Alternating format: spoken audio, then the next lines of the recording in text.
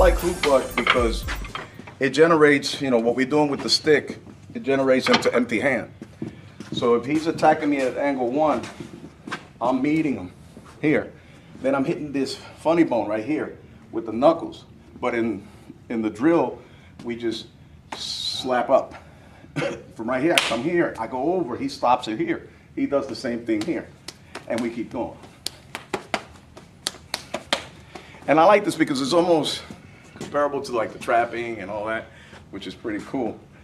But then you start adding different things, like he'll attack the angle 1, and I'm here. When I come here, instead of like attacking that angle 1, I can just shoot in. So now he has to stop it, come up, block in, and hit me.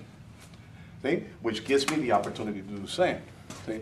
So again, it transforms, and it goes into like a flow of almost back into Wing Chun, you know? But it's a hoop butt drill. It's a drill that's designed by the Filipinos. And Dan and the Santos emphasize heavily on that, which is pretty cool. And I love the fact that they have that in Jeet Kune Do because it teaches the flow.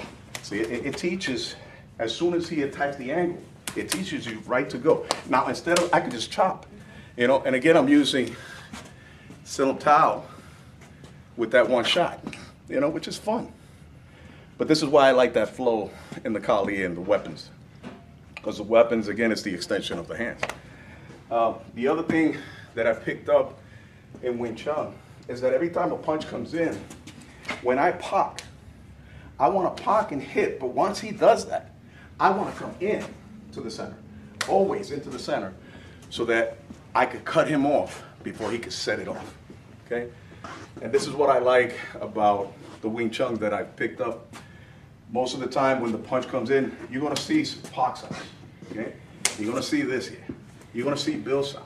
But once the hands meet, I just don't pose. I go right in. I just keep going. Because if you pose, you're giving the guy time to figure you out, and I don't have time. I'm too old for that. Remember like that song that came out? Yeah. Ain't nobody got time for that. You know? But like I said, when the punches come, most of the time I don't want to block. What I want to do is I want to hit. See? The next punch comes, I want to hit. I don't want to play with this guy. I want to knock him out so that I don't have to worry about fighting. See? But that's part of Jeet Kune. That's part of Jeet Kune Do. That's part of Wing Chun. That's part of Filipino martial art. And this is what we do, you know. And the more you do this and you play with this, the better your Kung Fu becomes. Now I call my stuff JS Wing Chun because it's my given name, Jesus Santiago. It's no new invention because there's no new invention. Everything that's done, it's been done. And what I like about any art that teaches fighting as a street defense, they're teaching you the reality of what a fight is, as opposed to just, he throws a punch and I just pose, you know, and it looks real cool. You know, oh, that is so sweet. No. And in the real fight, as soon as he throws that first punch, I'm going to be right there in the eyes, in the throat. I'm going. I'm going to take him out. That's reality. This is what martial arts is supposed to teach you when it comes to street defense. As far as the ring, that's totally different. In the ring, it's more of a sport. When you talk MMA, though, you're talking a lot of ground and pound, which is cool. I got nothing against that. But I can't see people getting grounded and pounded on concrete because it's kind of hard, you know. If I'm able to throw you on the ground on concrete, I expect everything to come out of you because when you stand back up, I'm going to hurt you. Or if I land on top of you, yeah, then I'm going to hurt you. But I don't like to go to the ground. If I have to, I will. But I prefer to hurt you standing up. See? Most of the time, like, there's some things that Dan was doing, like with the Kali. Remember we were going like this? Well, that first punch that came in, I could go here, see? And what I'm doing here is I'm actually, with this hand, punching that muscle, see? Yeah, once I do that, right, I go here. Then I come back up and hit this one, the funny bone again, boom, right? Once I hit that funny bone, then I come in. Now where am I? Into a JKD flow, right? Into a Wing Chun flow, right? Into a hoop butt flow, right? So the first punch comes, and I go here. Again, I go here. I just keep going and just keep going. See? But this is the kind of stuff we do. Now, if I'm going like this, all of a sudden he throws a punch from over there. See? There you go. I'm hitting that muscle right there. So once I'm here, I keep going and back into the line. In the Seattle group. Okay. That is what Bruce called his, what he was doing, Jun Fan. And Jun Fan was his given name, right? But he also called it a modified version of Wing Chun.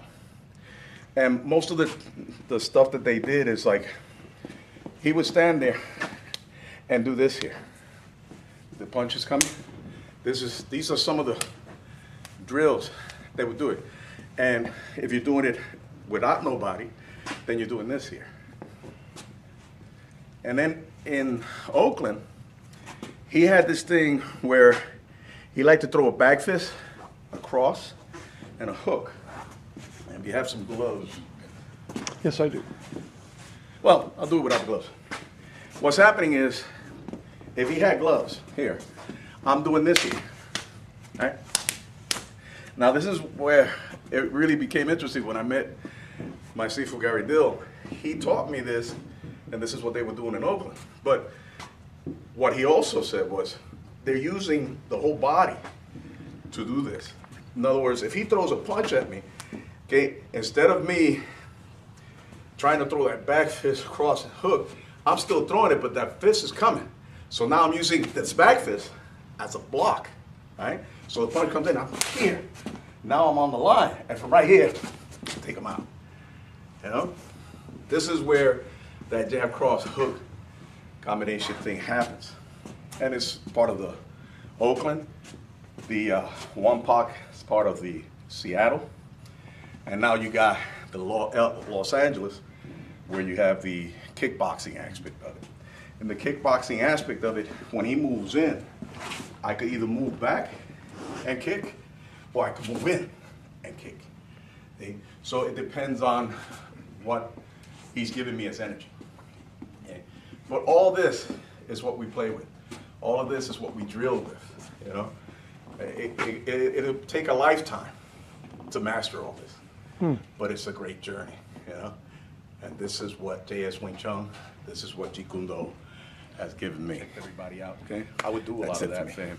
And they used to pay my way. They used to feed me and take care of me, hotel-wise and all that. And I had a great time meeting all these new people and being able to be with my Sifu and help express, you know, JKD for them. After about, I believe, the third year, that's when I decided to meet Jerry Poteet. And I told my Sifu, I said, hey, you know, Jerry's in town. He's in Toms River, New Jersey. I'm going to go meet him. And I was helping him at a seminar. And he's like, oh, well, what are you going to do over there? I said, well, I'm going to do some Chisao with him because I heard he's the king of Chisao.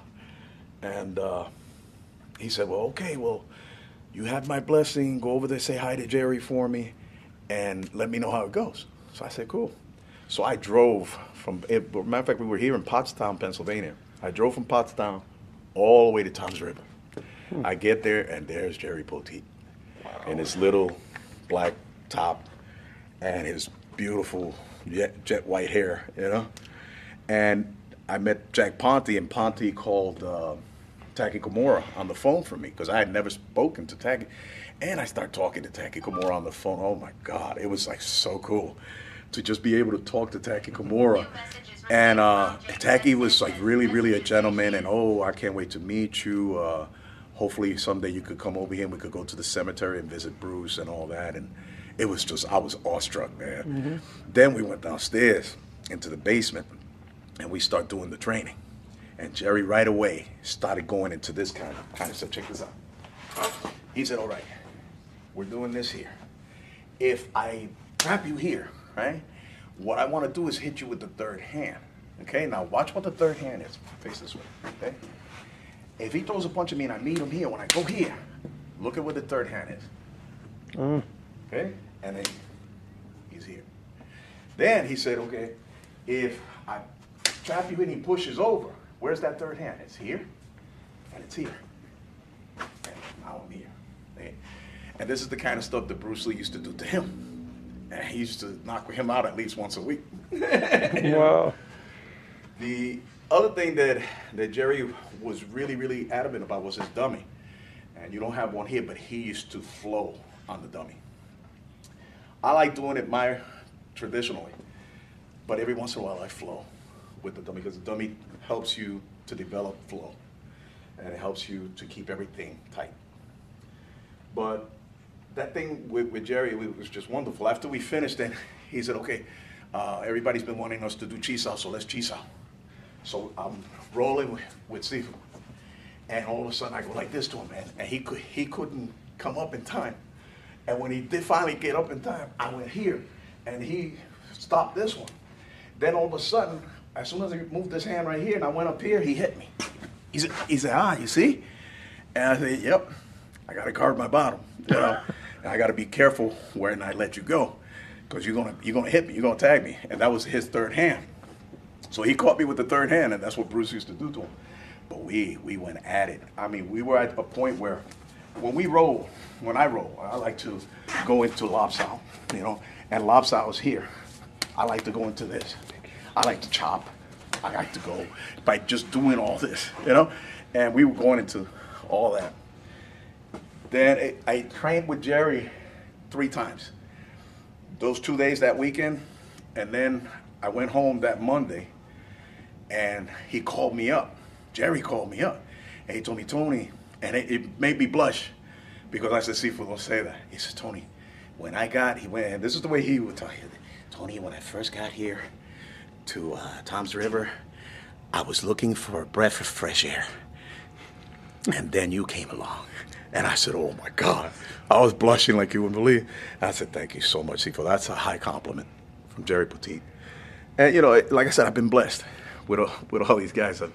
Each one of them has something nice to say about me. I mean, I did the same thing with Howard Williams. When I met Howard Williams, he was 17 years old when he trained with Bruce. And I got to train with him. And he was demonstrating the inch punch. Oh, that's something we didn't do. And he'll hit. Okay? Wow, let me see that again. But he's doing it actually from 3 inches. He's going here. Okay? But what I like to do is I like to bring it right here.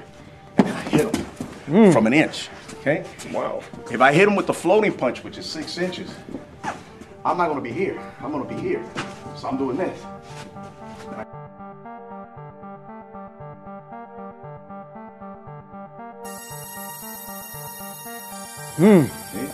This is what they talk about when and notice I have a cut here. I'm like this. Right.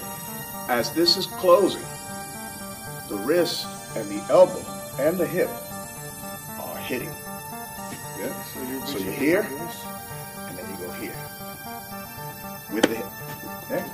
All right? So I'm not gonna get this today. So fingers in, right? You think I'm set? Oh, I see. Oh, that's pretty good, man. As fast as you can. And Bruce used to dangle a piece of paper and throw punches at it to see how much power he had, you know, when he hit it, to see how far it would fly back with just the power that he's throwing behind it. Almost like if you take a candle and you light it up, and you start punching it to see his name. He's the owner of Dragon Video back in the day in the Inside Kung Fu magazine. And we were supposed to go meet Mike Tyson, because Mike Tyson loves Kung Fu. Wow. And as you know, Mike Tyson's coming out in the Yip Man 3. I can't wait. And well, we were about to go meet Mike Tyson, and Jesse Glover wanted to meet him really bad. But as soon as we got to the store, he had just left. He had just picked up and left, and we brought him like 1,000 videos of Kung Fu. Wow. Because that's what Dragon Video used to sell, Kung Fu videos. And because of the owner of Kung Fu Dragon Video, I got to hang out with Jesse Glover, because he needed a car, he needed to drive, and I lived in Queens. He was in Brooklyn. So he calls me up and tells me, Tony, can you come and take us to Atlantic City? I said, take who? He said, me and Jesse Glover. I said, really? He said, yeah. I said, I'd be more than honored. He said, no, but I'm going to pay you, man. I'm going to give you $100. I said, okay, that's even nicer. I got $100, and I got to drive 2 hours and a half with Jesse Glover in my front seat, talking about Bruce Lee all the way up there. I had my little brother in the back asking him questions too. And by the time we got there, you know, Tyson had just left. We left the box of 1,000 videos there for him. So then we started hanging out in the Atlantic City on the boardwalk, and walking around, and we went to have some Chinese food, you know. And Jesse Glover was just so cool, man. he told me stories about Bruce, you know, that he wrote in his book, but it was straight up, you know. He says, oh, Bruce, towards the end, wanted me to call him Sifu, and I didn't want to call him Sifu. I always called him Bruce because we were best friends. So I didn't have to call him. I always called him Bruce. And that's why he didn't like to be called Sifu either. And I was very stupid. I made a mistake of calling him Sifu a couple of times. And I got my head cracked a little bit by him, you know? Wow. We started doing a roll, and he cracked me. Boom! Right in the head. I'm like, I should have never called him Sifu. But he was the coolest guy, man. I got hit by one of his punches, and I was holding Bruce's glove. The glove was a bad catcher's mitt that Bruce Lee had that stuffed up with cotton that Jesse had. So he brought it to teachers, you know. I paid him, I think it was like $45 just to train with him for 2 days. Each day, you know, Saturday and Sunday. And then that Monday, that's when they asked me to take him to Atlantic City. So I held the glove on my chest, and Jesse went, boom! And like I felt my stomach like go inward and downward. And I was like, oh. And I was holding the pad, Bruce Lee's pad. It was so cool. That's awesome. And then we had this other guy that was training with us there, and he had held the pad for him, but he held it too close to his face. So Jesse's demonstrating the back fist. And Jesse's back fist was from back here all the way up, like this. That's the way Bruce Lee used to do it back then. Here to here. He went from here, and the guy's holding the glove like this next to his face, and Jesse missed the glove. And all you hear is right on the jaw on this guy. I'm surprised he didn't knock him out. That's crazy. It was wild. Yo. And I saw the guy go like this. I was like, oh, I know that's gonna hurt. But Jesse was so cool. He hit just like Bruce Lee. He hit as hard as Bruce Lee. Wow. And he told me he got to train with Wong Shun Long, and I was so impressed. And he told me, yeah, I did Chi-Sao against Wong Shun Long and everything. I said, wow. You know, and on the way back from Atlantic City, again, I was talking with him all about Bruce Lee from the times they used to go out hanging out and how he was a comedian all the time. He was always playing jokes and prankster. You know, he was a prankster on people. Like one time he said that he took a pair of nunchucks. They were plastic. And he threw them at one of his students, and the student cringed. And when he felt the nunchuck hit him, Bruce Lee started laughing. You know, he's like, I got you. You know, they were plastic, you know? But his student was like, oh my God. But I mean, it was the coolest thing just to be able to hang out with Jesse Glover for almost 5 hours, round trip to Atlantic City. And my little brother kept asking him questions. At one point I told my little brother, you know, hey, just, you know, stop asking him so many questions. And Jesse looked at me and said, hey, let him ask all he wants. You know, I love it when kids ask me questions. They have to learn. And that's why I love it that you brought your little brother with you. And then he gave 3 books, the 3 books that he wrote, he gave a set to my brother and signed it. Wow. And I had bought the set, and he signed mine. But he gave a free set to my little brother. It was so cool to meet him. That's awesome. Jerry Poteet, like I said, we talked about him, and he was fantastic too. Richard Bustillo I met down in Florida. And what he did at that point in time, that was when the Gracies came out. So he put the MMA tape of the Gracie fight, and then he said, okay, this is what the Gracies do, and this is what Jeet Kune Do does. And then he would demonstrate a different way of getting out of these things, right? That was my first meet with him. And I got, from one of my students, I got his whole format on how to do Richard Bustillo's Jeet Kune Do. I got the whole format from Dan's format on how to do Jeet Kune Do. And those 2 books that I showed you, remember? And I think I made you copies. Yeah. And Leo Fong fell in love with me. He was like, oh my God, you sing so well. You know, I love the way you sing. And he called me up on the phone.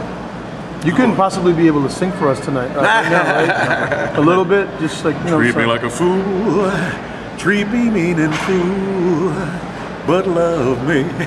Oh, wow, man. But Leo Fong was so cool, man. He called me up at the house one Saturday morning, and he's like, Tony, oh, how you doing? I want to meet you. I'm coming to see Richard Torres. Make sure you're there. I want to meet you. And I said, well, Sifu, can you do me a favor? And he says, yeah, whatever you want, Tony. He says, well, you remember that first book that James Lee wrote about the iron palm? He says, yeah, I have my copy here. I said, is there any way you think you can make me a copy? No problem. I'll have it for you. He made me a copy of the whole book. When it came back out, Reglan Lee started selling it in 2 parts. He gave me the whole book that had both parts. And I got all that, man. And he also signed his books for me, the Hungar book that he did. And I had some other book on power and stuff that he had wrote. He signed them for me. He even sent me a book of, you know, the Christianity about church and all that signed to me and everything. I tell you, man, meeting these guys is incredible because they get to talk to you about, like when he told me about Bruce Lee's fight with Wong Jack Man, he says, Tony, he called me up that night and I was talking to him and I said, you see, Bruce, I told you, that Wing Chun stuff is good, but it's only good when you're close up. You gotta move around, you gotta box, you gotta use some footwork. And Bruce Lee said, you know, I have a point. So that's when he started coming to grips with himself and saying, okay, I have to add some kind of footwork that can be mobile. I have to add that boxing so that I can hit and hit hard. And I still have the Wing Chun, so I can still use my trapping momentum. So that night is when Bruce was getting it all together in his mind, what he was going to do to formulate Jeet Kune Do. When he actually came out with it, he told everybody, look, this is for me, okay? Jeet Kune Do is mine. I'm thinking about closing the schools because I don't want nobody to get into a fight and say, oh, look, I just beat up a Jeet Kune Do guy, you know? Bruce didn't want that. And he said by naming it, it crystallized it. It was no longer Jeet Kune Do. And Jeet Kune Do for him was supposed to be formless, shapeless. Like he says, like water, right? Yeah. And that's what he wanted. He wanted every martial art to express themselves with their own Jeet Kune Do. Not Bruce's, because you can never fight like Bruce. Yeah. But you can come close.